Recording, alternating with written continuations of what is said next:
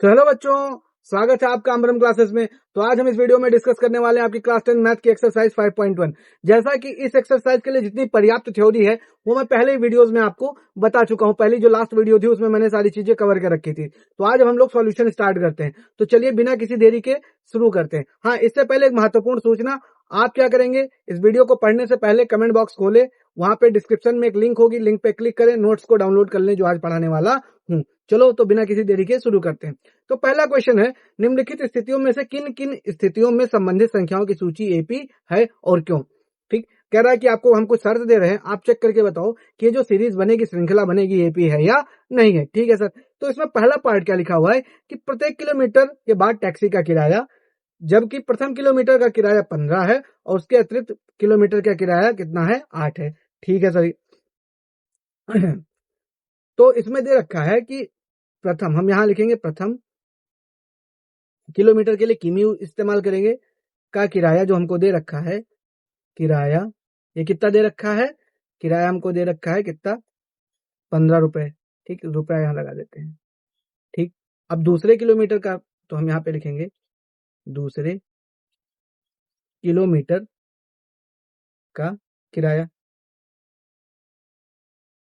Question में क्या बता रहा है कि प्रत्येक किलोमीटर में क्या कर रहा है, 8 बढ़ा दे रहे हैं, अतिरिक्त देना पड़ रहा है। तो दूसरे किलोमीटर का किराया हो जाएगा 15 प्लस में कितना हो जाएगा, 8। ये हो गया 15, 8 कितना हो गया, 23। ठीक है सर। अब ऐसे तीसरे किलोमीटर का किराया निकाल लेते हैं। तीसरे किमी का किराया, तीसरे किमी का जब किराया निकालेंगे तो ये कितना हो जाएगा। अब इसमें 23 में 8 फिर बढ़ा दो, क्योंकि तीसरे किलोमीटर फिर 8 बढ़ जाएगा, तो ये कितना हो जाएगा, 31। ऐसे हम निकाल लेते हैं चौथे तक का भी। चौथे किमी का किराया, चौथे किलोमीटर का किराया, ये भी चेक कर लेते हैं कितना हो जाएगा। अब 31 में फिर से कितना बढ़ा देंगे, 8, तो ये कितना हो जाएगा, 39। और ऐसे सो ऑन चलता आएगा।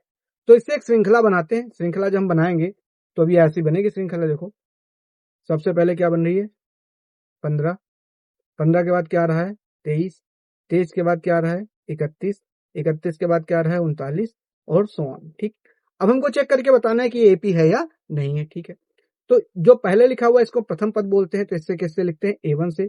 दूसरे को द्वितीय पद बोलते हैं, तो इसको किससे लिखते हैं, A2 से। तीसरे को तृतीय पद बोलते हैं, तो इसको लिखते हैं A3 से। और इसको ऐसे लिखेंगे A4 से, और ऐसे सो ऑन लिखेंगे। ये सारी चीजें मैं A1 A2 सब बता चुका हूं पहले वीडियो में कैसे करते हैं। ठीक है सर। तो हम सबसे पहले पहली दो टर्म का जो डिफरेंस है वो निकाल के चेक करते हैं। तो माना इन दोनों का जो डिफरेंस है, कौन सर्वांतर जिसे बोलते हैं, वो क्या है, D1। तो चेक करेंगे, तो D1 बराबर जब करोगे तो ये हो जाएगा A2 माइनस में A1। मैंने आपको D का फार्मूला बता रखा है कि ये होता है AN माइनस AN माइनस 1। ये पिछली वीडियो में मैंने आपको बता रखा है। ठीक है, तो हम सबसे पहले D1 निकालते हैं। जब D1 निकालोगे तो ये हो जाएगा A2 माइनस A1। A2 मतलब दूसरा पद यानी 23, माइनस में A1 मतलब पहला पद 15, तो यानी D1 की वैल्यू आ गई 8। ठीक है सर। अच्छा सर, अब एक काम करो सर, आप D2 निकाल लो। अब आप क्या निकाल लो, D2। D2 जब निकालोगे तो ये हो जाएगा तीसरा पद माइनस क्या हो जाएगा, दूसरा पद, D2 इक्वल टू तीसरा पद क्या है, A3 की वैल्यू कितनी है, 31। तो 31 में से, ठीक, यहाँ पे हो जाएगा 31, माइनस में हो जाएगा A2 की वैल्यू कितनी थी, 23। तो ये भी घट के कितना हो गया, 8। ठीक, इसका मतलब ये है कि D2 की भी वैल्यू कितनी आ गई, 8। अच्छा सर, अब क्या करना है, अब सर एक काम करो, D3 भी निकाल लेते हैं। अब हम क्या निकाल लेते हैं, D3 भी निकाल लेते हैं। D3 जब निकालेंगे तो ये हो जाएगा अब A4 माइनस A3। ठीक, तो D3 जब निकालोगे तो A4। अब A4 की वैल्यू चौथा पद जो है वो 39 दे रखा है। ठीक है सर, तो 39 रख देते हैं, और माइनस में पहला पद कर देंगे तो मतलब तीसरा पद कर देंगे तो 31। तो यहां से D3 की जो वैल्यू आ गई वो आ गई 8। तो अब आप यहां देखेंगे कि D1 जो है वो किसके बराबर है, D2 के, और ये किसके बराबर है, D3 के, और ये सारी वैल्यूज किसके बराबर आ रही हैं, 8। यानी प्रत्येक पदों के बीच का जो सर्वांतर है, प्रत्येक पदों के बीच का जो अंतर है वो समान आ रहा है, अतः यह एक एपी है। ठीक, तो यहां पे लिखेंगे कि प्रत्येक पदों के बीच का अंतर समान है। अंतर कैसा है, समान है, अतः यह एक AP है। ठीक है सर, ये हमने कर दिया। अब चलते हैं अगले क्वेश्चन की तरफ। अगला क्वेश्चन कहता है कि किसी बेलन में उपस्थित हवा की मात्रा, जबकि वायु निकालने वाला पंप प्रत्येक बार बेलन की शेष हवा का 1/4 भाग निकाल देता है। तो किसी भी क्वेश्चन को समझना उस क्वेश्चन का संपूर्ण हल होता है। कैसे? इससे समझते हैं बेलन से। ठीक, अब ये क्या निकाल रहा है पहले ये समझो। जैसे ऐसे समझो, तुम्हारे पास मान लो 10 रुपया है। ठीक, तुम्हारे पास कितना रुपया है? 10 रुपया। अब क्या करना है, पहली बार उसका 1/4 भाग गायब कर दो। तो 10 का 1/4 गायब करोगे तो 2.5 का हटा दोगे तो कितना हो जाएगा? 7.5। अब जो 7.5 बचा है उसका फिर से 1/4 भाग घटाना है। समझ गए? मतलब ये नहीं कि शुरुआत वाले का 1/4 घटाते आना है। पहले जो चीज रहेगी उसका 1/4 घटाओगे, फिर कुछ जो बचेगा फिर उसका 1/4 घटाओगे, फिर जो बचेगा उसका 1/4 घटाओगे। इस तरीके से करना है। तो हम यहाँ पे इसको दो तरीके से कर सकते हैं। V भी मान सकते हैं, यह मान सकते हैं कि माना पहले जो बेलन में हवा थी उसका आयतन V है, या 1 मान लेंगे तो थोड़ा ज्यादा सिंपल रहेगा। तो मैं 1 मान के करता हूं। ठीक है, तो हम लिखेंगे माना बेलन में उपस्थित वायु का आयतन मान लेते कितना है? 1 यूनिट, 1 इकाई। ठीक, अब क्या कर रहा है, प्रत्येक बार बेलन क्या कर रहा है? शेष हवा का 1/4 भाग निकाल देता है। तो प्रथम बार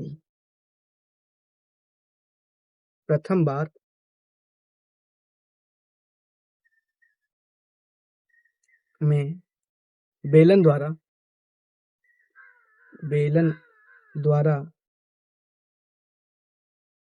निकाली गई वायु या हवा लिख देते हैं।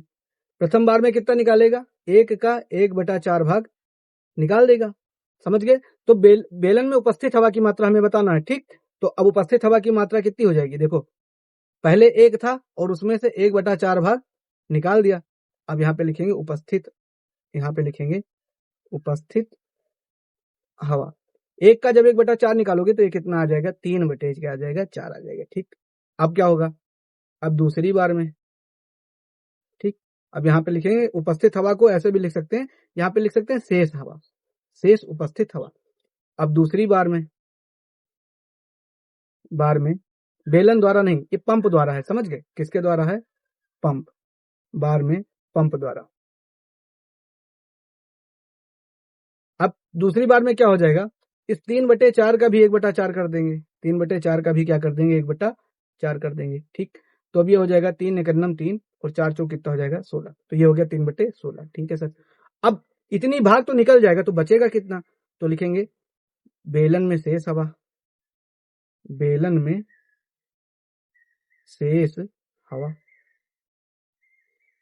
कितना हो जाएगा? 3/4 तो थी ही, और उसमें से इसका 1/4 भाग निकाल देंगे, यानी 3/16 भाग जब निकाल देंगे तो कितना बचेगा? अब इसको सॉल्व करने के लिए, 16 बनाने के लिए ऊपर नीचे 4 से गुणा कर देंगे। तो ये 4 से कितना हो जाएगा? 12, और नीचे 4 चौक कितना हो जाएगा? 16 माइनस 3 में क्या हो गया? 16। अब एलसीएम दोनों का नीचे हमने हर सेम कर दिया है, तो हर जब सेम कर देंगे तो ये हो जाएगा 16। ऊपर 12 में से 3 घटा के कितना बचेगा? 9। तो अब कितनी शेष हवा बची? 9/16 इकाई। ठीक है सर, अब क्या करोगे? अब एक बार और निकाल देते तीसरे बार में। अब हम करेंगे तीसरे बार में पंप द्वारा निकाली गई हवा। तीसरे बार में क्या करेगा पंप? जितनी हवा बची है, 9/16 इकाई बची थी, इसका 1/4 फिर से निकाल देगा। तो ये हो जाएगा 9 एकन्नम 9 और 16 चौके कितना हो गया? 64। ठीक है सर, अब क्या करना है? अब लिखेंगे शेष हवा। अब लिखेंगे शेष बची हवा। तीसरी बार में कितनी बचेगी? तो 9/16 तो पहले से थी ही, और उसमें से हमने 9/64 निकाल दिया। ठीक, अब इसमें फिर 64 बनाने के लिए ऊपर नीचे किससे गुणा कर देंगे? 4 से। तो ये बन जाएगा हमारा 9 चौके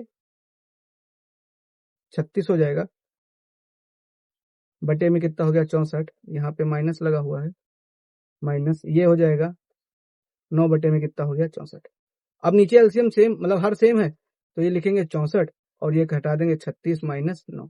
36 में से 9 जाएगा तो कितना बचेगा? 27 में 64। ठीक है सर, ये हो गया। अब क्या करेंगे, हो गया 27/64। अच्छा, अब हम 3 बार निकाल दिए, अब देखते हैं एपी क्या बची। ठीक, अब हम देखते हैं एपी बची क्या। ठीक है, तो इसके लिए हम क्या करेंगे, इसको थोड़ा सा ऊपर सरका देते हैं। अब देखेंगे सीरीज प्राप्त क्या हो रही है। अब यहाँ पे हम श्रृंखला देखेंगे, इनसे बना के मिल क्या रही है, श्रृंखला मन क्या रही है। पहली बार में कितना बचा था, पहली बार में 3/4, फिर 9/16, और उसके बाद में फिर कितनी बची है, 27/64। पहली बार में बची थी 3/4, फिर हो गई 9/16, फिर कितनी हो गई 27/64, और ऐसे चलती चली जाएगी। अब चेक करना है कि ये एपी में है या नहीं है। ठीक है सर, तो अब करेंगे क्या, कैसे चेक करेंगे। अब मान लेंगे कि प्रथम और द्वितीय टर्म के बीच का जो अंतर है, इसको अभी हम D1 से मान लेते हैं, और दूसरे और तीसरे टर्म के बीच का जो अंतर है, इसको हम D2 से मान लेते हैं। तो सबसे पहले हम D1 निकालते हैं, तो D1 हमारा वही हो जाएगा, A2 माइनस में क्या कर देंगे A1। तो यहाँ से D1 बराबर हो जाएगा, A2 की वैल्यू है 9/16 माइनस A1 की वैल्यू कितनी है, 3/4। ठीक, अब इसको देखो, यहाँ पे एलसीएम सेम करने के लिए हमें ऊपर नीचे किससे गुणा करना पड़ेगा, 4 से। तो 4 से गुणा कर देते हैं, तो D1 की जो वैल्यू निकलेगी, ये हो जाएगी 9/16 माइनस 3 चौक कितना हो गया, 12/4 चौक कितना हो गया, 16। तो यहाँ से D1 की वैल्यू हो जाएगी, 12 में से 9 जाएगा तो ये बचेगा -3/16। ये तो हमारा आ गया D1। अब हम निकालेंगे D2। अब हम यहाँ पे क्या निकालेंगे, D2। D2 के लिए क्या करना पड़ेगा, D2 हमारा हो जाएगा A3 माइनस A2। तो D2 इक्वल टू जब करोगे तो हो जाएगा 27 बटे में कितना हो जाएगा 64 माइनस 9 बटे में कितना हो जाएगा 16।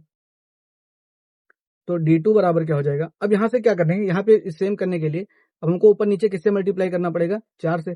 तो 4 से मल्टीप्लाई कर देते हैं, तो ये हो जाएगा 27 माइनस 9 चौक कितना हो गया 36, और नीचे दोनों का हर सेम होकर कितना हो गया 64। तो यहाँ से D2 की जो वैल्यू आएगी, ये आएगी, ये आ जाएगी -9/64। 36 में से 27 में से 36 जाएगा तो कितना आ जाएगा 64। तो -9 बटे कितना होगी 64। तो इसका मतलब D1 और D2 बराबर नहीं है। D1 बराबर क्या नहीं है, D2। अतः यह एक श्रृंखला एपी नहीं है। तो यहाँ पे लिखेंगे अतः यह एक एपी नहीं है। ऐसे भी लिख सकते हैं कि इनके बीच का अंतर समान नहीं है, अतः एक एपी नहीं है। ठीक, अब चलते हैं अगले क्वेश्चन के लिए। क्वेश्चन नंबर तीसरा, इसका थर्ड पार्ट है कि प्रत्येक मीटर की खुदाई के बाद एक कुआं खोदने में आई लागत, जबकि प्रथम मीटर खुदाई की लागत 150 है और बाद में प्रत्येक मीटर की खुदाई 50 बढ़ती जाती है। ठीक, कह रहा है कि प्रत्येक मीटर खोदने में कितना पैसा लगेगा। पहले मीटर के लिए अगर 150 रुपया लग रहा है और उसके बाद हर मीटर पे 50 रुपया बढ़ता जाता है, तो चेक करके बताना है कि एपी है कि नहीं है। तो ठीक है, हम सबसे पहले लिखते हैं, तो हम लिखेंगे प्रथम मीटर की खुदाई, मीटर की खुदाई, प्रथम मीटर की खुदाई करेंगे तो कितना हो जाएगा 150 रुपया। ठीक है सर। अच्छा, उसके बाद फिर क्या करेंगे, द्वितीय। तो यहाँ द्वितीय या दूसरे लिख सकते हैं, दूसरे मीटर की खुदाई। तो अब क्या होगा, जब पहले का तो 150 था ही, उसमें कितना बढ़ा देना है 50, तो अब कितना हो जाएगा 200। अच्छा, ऐसे अब क्या निकालेंगे, तीसरे मीटर की खुदाई, तीसरे मीटर की खुदाई। ये क्या हो जाएगा, अब 200 में फिर कितना बढ़ा देना है 50, तो ये कितना हो गया 250। ऐसे क्या निकालेंगे, चौथे मीटर की खुदाई, तो ये 250 में फिर कितना बढ़ा देंगे 50, और ये हमारा कितना बन जाएगा 300। ठीक, अब हमें क्या करना है, अब हमें इस श्रृंखला बनाते हैं। तो अब हम क्या बनाएंगे, श्रृंखला, और ये ऐसे कहानी चलती रहेगी। तो हम बनाएंगे अब श्रृंखला। श्रृंखला जब बनाएंगे तो कैसी बनेगी, सबसे पहले तो 150 आएगा, उसके बाद क्या आया 200, उसके बाद क्या आया 250, और उसके बाद क्या आया 300। ठीक, और सो चलती चली जाएगी।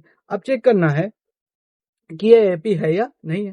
तो वही कहानी, ये हमारा क्या है A1, ये हमारा क्या है A2, ये हमारा क्या है A3, और ये हमारा क्या है A4। ये मैंने आपको बताया ही कि प्रथम पद को A1, दूसरे को A2, तीसरे को A3, चौथे को A4 बोलते हैं। अब सबसे पहले D1 निकालते हैं।